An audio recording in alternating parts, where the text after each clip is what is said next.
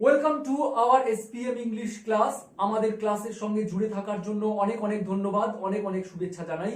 So এই class থেকে কিছু শিখছো, এটাই I am pleased with you. So আজকের যে টপিকটা আমি এক্সপ্লেন করব সেই টপিকটা কিন্তু ভয়েস চেঞ্জ। এখনো ভয়েস চেঞ্জ মোটামুটি চলছে, আজ প্রায় শেষ পর্যায়ে আমরা চলে এসেছি ভয়েস চেঞ্জের। আমি অলরেডি 3টে ভয়েস চেঞ্জের ভিডিও এক্সপ্লেন করেছি, যেখানে অ্যাসার্টিভ সেন্টেন্সের অ্যাক্টিভ থেকে কিভাবে প্যাসিভ করব, যে কোনো এক্সামে আমরা দেখতে পাই এবং ইংরেজিতে বলতে বা লিখতেও আমরা এইভাবে ইউজ করি প্যাসিভ ভয়েস। সো যারা আমার গত ভিডিওগুলো দেখোনি, এই ভিডিওর শেষে অটোমেটিক এন্ড স্ক্রিনে তোমরা পেয়ে যাবে সেই 3টে ভয়েস চেঞ্জের ভিডিও। অলরেডি এই ভিডিওটা দেখো আপাতত। সো আজকের যে সেন্টেন্সটা আমি এক্সপ্লেন করব সেটা হলো future indefinite tense.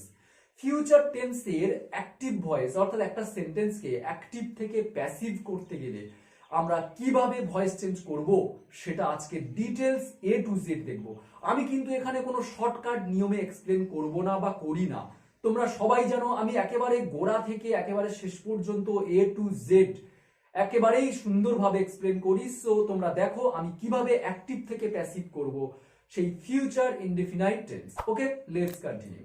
Look at the board. আমি এখানে একটা বক্স করেছি, এর আগের ভিডিওতেও আমি করেছিলাম।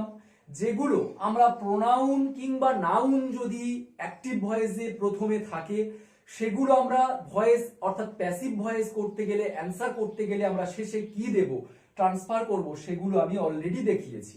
আর ভিডিওটা তোমরা শেষ পর্যন্ত দেখো। অল্প একটুখানি দেখে বুঝতে পারছি না বলে চলে গেলে কোনো দিন বুঝতে পারবে না। সো ভিডিওটা একেবারে শেষ পর্যন্ত দেখো, না বুঝতে পারলে তখন তোমরা অবশ্যই আমাকে কমেন্ট করবে। এখানে দেখো আই থাকলে আই সাবজেক্ট, আমি যদি প্রথমে বসাই সাবজেক্ট হিসাবে তাহলে আমরা বলবো আই, আর সেটা যদি অবজেক্ট হিসাবে বসাই আমরা শেষে অর্থাৎ লাস্টে বলবো মি। উই থাকলে আস, ইউ থাকলে ইউ, শি থাকলে হার, হি থাকলে হিম, দে থাকলে দেম, ইট থাকলে ইট, নট চেঞ্জড। আর কোনো নাম যদি থাকে, নাউন, রিনা বা কোনো ব্যক্তি বা প্রাণী বস্তু জায়গার নাম আছে, তাহলে সেটা কিন্তু শেষে সেই নামই থাকবে, নট চেঞ্জড। চলো আমি একেবারে ক্লাসের মতো করে একটা একটা করে এক্সাম্পল দিয়ে পরিষ্কারভাবে এক্সপ্লেন করে দেখাবো। আমি এখানে তোমাদের ফিউচার টেন্সের, ফিউচার ইনডিফিনাইট টেন্সের যে অ্যাসার্টিভ সেন্টেন্স, সেটা একটা সেন্টেন্স আমি লিখছি। দেখো, যেমন আমি লিখছি he will drink, DRINK, drink milk. একটা জিনিস দেখো, এখানে এই সেন্টেন্সের মধ্যে একটা জিনিস লক্ষ্য করো, শ্যাল উইল আছে হির পরে। তাহলে হির পরে শ্যাল উইল মানে আমরা সবাই জানি ফিউচার টেন্স। আর শ্যাল উইল থাকা মানে এর পরে যখন ভার্ব থাকবে, এই ভার্ব সবসময় কিন্তু 1 নম্বর ফর্ম হয়। শ্যাল উইলের পরে ভার্বের সবসময় 1 নম্বর ফর্ম হয়। এবারে আমার বলা হলো যে সে দুধ পান করবে, সে মিল্ক পান করবে। এটা আমি প্যাসিভ করব, এটা অ্যাক্টিভ। অ্যাক্টিভ মানে কি? সক্রিয়। সক্রিয় মানে কি? দেখো, সে পান করবে, যে পান করবে সেই ব্যক্তি ফার্স্ট রয়েছে, সরাসরি সে পান করবে। এবারে আমি যখন বলবো প্যাসিভ, অর্থাৎ এই সেন্টেন্সটাকে প্যাসিভ ভয়েসে করতে হবে, তখন আমরা বাংলা সেন্টেন্স এইভাবে বলবো যে মিল্ক তার দ্বারা পান করা হবে। তার দ্বারাই মিল্কটা পান করানো হবে, মানে দুধটা পান করবে, তার দ্বারাই পান করানো হবে। তাহলে এখানে আমরা তখন উল্টে সেন্টেন্সটা বলবো। দেখো, আমি যখন এই সেন্টেন্সটা প্যাসিভ করব, একটু খেয়াল রাখো, যে কোনো অ্যাক্টিভ ভয়েস অর্থাৎ যে কোনো অ্যাসার্টিভ সেন্টেন্সের অ্যাক্টিভ ভয়েস থেকে প্যাসিভ করতে গেলে অবশ্যই করে অবজেক্টের দরকার এই সেন্টেন্সে। তাহলে অবজেক্ট কি? আমরা অবজেক্টটা কিভাবে আইডেন্টিফাই করব? দেখো, এই যে ভার্ব আছে, শ্যাল উইলের পরে যে ভার্ব আছে, এই ভার্বের কাছে তোমরা প্রশ্ন করবে কি দিয়ে, কি বা কাকে দিয়ে। কি বা কাকে দিয়ে প্রশ্ন করলে যে অ্যান্সারটা পাবে সেই অ্যান্সারটাই কিন্তু অবজেক্ট। এর ভিডিওতেও আমি বলেছিলাম, যারা দেখোনি তারা আরো ভালো করে এটা দেখে নাও। কি পান করে? কি পান করে? মিল্ক। তাহলে এটা হলো অবজেক্ট। তাহলে এই সেন্টেন্সে আমরা অবজেক্ট পেয়ে যাচ্ছি।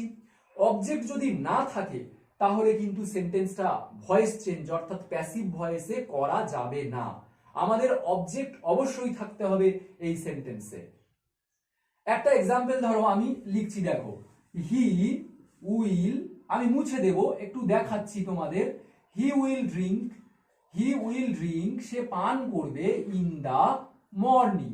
সাপোজ একটা সেন্টেন্স লিখলাম, সে পান করবে, সকালে পান করবে। ঠিক আছে, কি পান করবে আমি দিলাম না। এখানে কিন্তু তুমি প্রশ্ন করো কি বা কাকে দিয়ে, অ্যান্সার পাবে না। কি পান করে নেই, কাকে পান করে নেই। তাহলে কিন্তু এই যে ভার্বের পরে যে অংশটা, এটা কিন্তু অবজেক্ট নয়। তার মানে এই সেন্টেন্সটা কিন্তু ভয়েস চেঞ্জ করা যাবে না। তাহলে ভয়েস চেঞ্জ করতে গেলে আমাদের কি প্রয়োজন? অবজেক্ট প্রয়োজন। আর অবজেক্ট কিভাবে আমরা চিনব? ভার্বের কাছে কি বা কাকে দিয়ে প্রশ্ন করলে। কি পান করে? মিল্ক, তাহলে এটা হলো অবজেক্ট। তাহলে এই সেন্টেন্সটা ভয়েস চেঞ্জ হবে। চলো আমরা দেখে নিই এই সেন্টেন্সটা অ্যাসার্টিভ থেকে অর্থাৎ অ্যাক্টিভ ভয়েস থেকে আমরা কিভাবে প্যাসিভ ভয়েস করব। ওকে, লুক এট দা বোর্ড। আমরা তাহলে অবজেক্ট পেলাম মিল্ক। আমরা প্রত্যেকেই জানি ভয়েস চেঞ্জ প্যাসিভ করতে গেলে অবজেক্টকে সব সময় সাবজেক্ট আর সাবজেক্টকে সব সময় অবজেক্ট করতে হয়। চলো আমরা অবজেক্টকে সাবজেক্ট হিসাবে প্রথমে বসাই, MILK, মিল্ক। আর হিটা সাবজেক্ট, সাবজেক্টের জায়গায় যদি অবজেক্ট আসে তাহলে অবজেক্টের জায়গায় সাবজেক্ট চলে যাবে। তাহলে হিটা আমরা শেষে লিখবো। হি শেষে গেলে কি হবে? দেখো আমি এখানে লিখে দিয়েছি, হি শেষে গেলে হবে বাই হিম। ওকে, এবারে পড়ে রইল শ্যাল উইল আর ড্রিঙ্ক। এবারে মনে করো এখানে শ্যাল বা উইল যদি থাকে, আমরা এখানে শ্যাল বা উইল বসাবো, কারণ শ্যাল উইল আছে মানে এটা ফিউচার ইনডিফিনাইট টেন্স, এবং যে টেন্সে আছে আমরা প্যাসিভও কিন্তু সেই টেন্সে রাখবো। তাহলে মিল্কের পরে আমরা উইল বসাতে পারি, হলো উইল বসালে। এবারে এই শ্যাল উইল বসানোর পরে প্যাসিভে অবশ্যই করে বি ভার্বটা বসাবে। তাহলে শ্যাল বা উইল এর পরে কিন্তু বি বসবে। কোথায়? প্যাসিভ ভয়েসে। তাহলে আমরা একটা প্যাসিভ সেন্টেন্স করতে গেলে শ্যাল উইল বসানোর পরে সঙ্গে সঙ্গে বি ভার্বটা কিন্তু বসবে, মিল্ক উইল বি। আর এবারে যে ভার্বটা ছিল ড্রিঙ্ক, এই ভার্বের কিন্তু থার্ড ফর্ম হবে এখানে। আমি আগেই বলেছি যে শ্যাল উইল থাকলে ভার্বের ফার্স্ট ফর্ম থাকে, কিন্তু প্যাসিভ করতে গেলে শ্যাল বি বা উইল বি দেওয়ার পরে সবসময় ভার্বের থার্ড ফর্ম। আমি বলেছিলাম যে ভয়েস চেঞ্জের প্যাসিভ করতে গেলে অ্যাসার্টিভ সেন্টেন্সের সবসময় ভার্বের থার্ড ফর্ম হবে। চলো আমরা ড্রিঙ্কের তিনটে ফর্ম দেখে নিই। DRINK, ড্রিঙ্ক, এটা হলো ভার্বের 1 নম্বর ফর্ম। DRANK, ড্র্যাঙ্ক, এটা 2 নম্বর ফর্ম। DRUNK, ড্রাঙ্ক, এটা 3 নম্বর ফর্ম। তাহলে আমরা 3 নম্বর ফর্ম কোনটা বসাবো? ড্রাঙ্ক। ড্রিঙ্কের third form drank. Okay, clear হলো? আরো একবার বলে দিই, তারপরে আমি আরো একটা এবং দুটো এক্সাম্পল খুব শর্ট করে ডিটেলস এক্সপ্লেন করে দেবো, আরো ক্লিয়ার হবে। দেখো আমরা শ্যাল উইল দেখবো এবং শ্যাল উইল এর পরে ভার্বের ফার্স্ট ফর্ম আছে, তার মানে এটা ফিউচার ইনডিফিনাইট টেন্স। যারা টেন্স জানো না তাদের টেন্স জানার দরকারও নেই। টেন্স না জেনেও কিন্তু ভয়েস চেঞ্জ করা যায়। আমার এটা কোন সেন্টেন্স, টেন্স আমার জানা নেই, ব্যাস আমি টেন্স জানি না। তো দেখো আমি কিভাবে ভয়েস চেঞ্জটা করি। ভার্ব কোনটা? ড্রিঙ্ক। ড্রিঙ্কের পরে যে মিল্ক আছে এটা অবজেক্ট। তাহলে অবজেক্ট আমরা কিভাবে পাবো?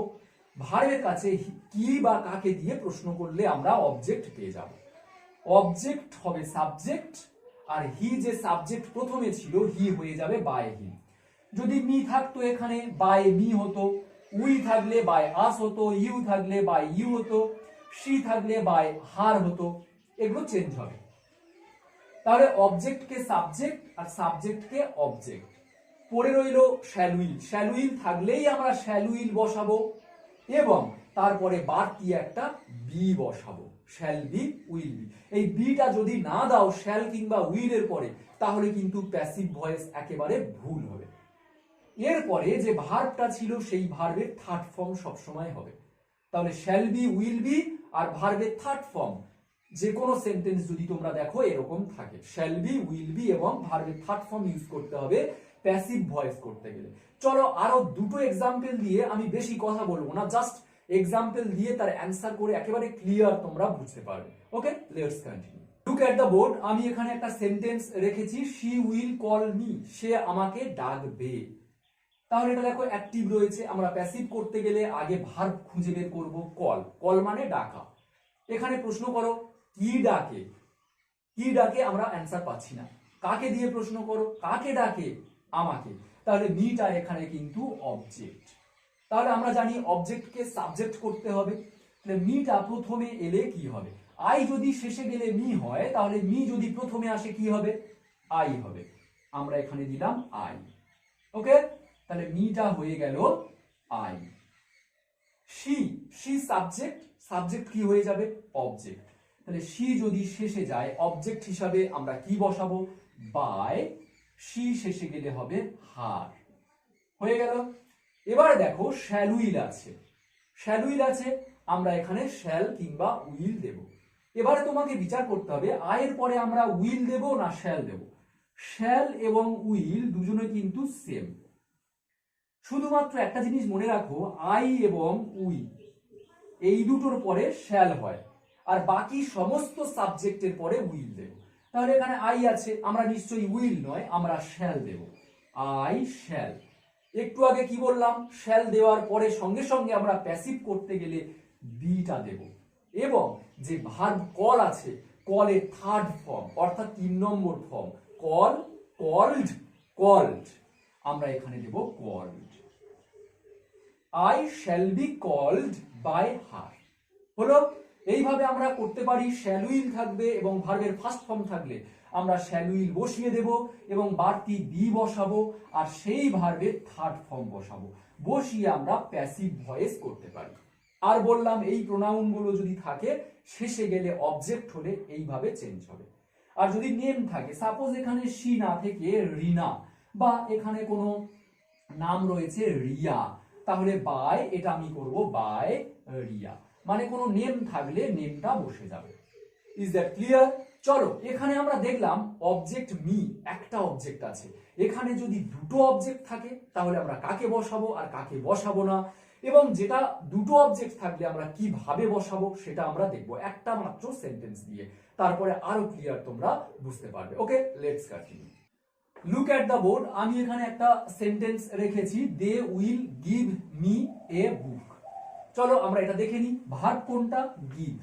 গিভের কাছে প্রশ্ন করো কি বা কাকে দিয়ে। কি দেয়, কি দেয়, এ বুক, তাহলে এটা অবজেক্ট। আবার কাকে দিয়ে প্রশ্ন করো, কাকে দেয়, আমাকে দেয়, মি, এটাও অবজেক্ট। তাহলে এখানে দুটো অবজেক্ট পাচ্ছি। আমরা আমাদের সাবজেক্ট করতে হবে যে কোনো একটা অবজেক্ট নিয়ে। দেখো আমি যদি মিটাকে অবজেক্ট থেকে সাবজেক্ট করি, আই হবে। মিটা এখানে হয়ে গেল আই। আর এই যে অবজেক্টটা পড়ে রয়েছে এটাকে আমরা বলবো রিটেন্ড অবজেক্ট। রিটেন্ড অবজেক্ট অর্থাৎ এই অবজেক্টটা কিন্তু পড়ে আছে। দেখো মিটাকে সাবজেক্ট আই করেছি এবং এই অবজেক্টটা পড়ে আছে। আর দেটা শেষে গেলে হবে বাই দেম। শ্যাল উইল আছে, শ্যাল উইল বসিয়ে দাও, আয়ের পরে শ্যাল হয়, শ্যাল, বাড়তি বি ভার্ব আসবে, শ্যাল বি। আর ভার্ব গিভ, গিভ ভার্বের থার্ড ফর্ম হবে গিভেন। হয়ে গেল।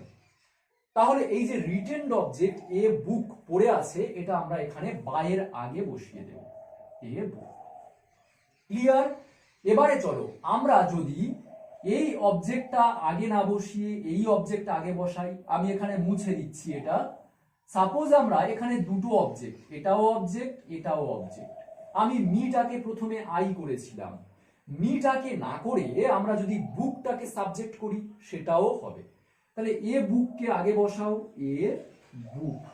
এই মিটা কিন্তু তখন রিটেন্ড অবজেক্ট হয়ে গেল, মিটা পড়ে আছে। ওকে, চলো আগে করে নাও। দেটা শেষে গেলে হবে বাই দেম। শ্যাল উইল আছে, শ্যাল উইল দাও, এ বুকের পরে আমরা দেব উইল, বাড়তি বি ভার্ব দাও। গিভের 3 নম্বর ফর্ম হবে গিভেন। গিভেন হয়ে গেল। এবারে যে রিটেন্ড অবজেক্ট মি, মিটা পড়েছিল সেটা কিন্তু এই বাইয়ের আগে অর্থাৎ এখানে বসে যাবে। A book will be given me by them, এটাও রাইট।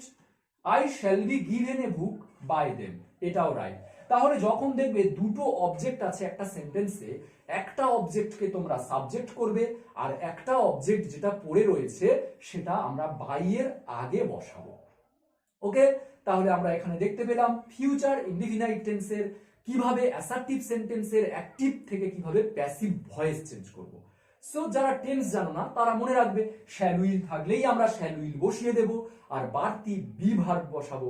আর ভার্বের থার্ড ফর্ম তো সব সময় হচ্ছে অ্যাক্টিভ থেকে প্যাসিভ করতে গেলে অ্যাসার্টিভ সেন্টেন্সে। সো ক্লাস কেমন লাগলো অবশ্যই আমাকে মোটিভেট করার জন্য অবশ্যই তোমরা আমাকে কমেন্ট করো, লাইক করো এবং ভালো লাগলে বন্ধুদের সঙ্গে শেয়ার করো। আজ এই পর্যন্ত, সবাই খুব ভালো থেকো। Till then alive.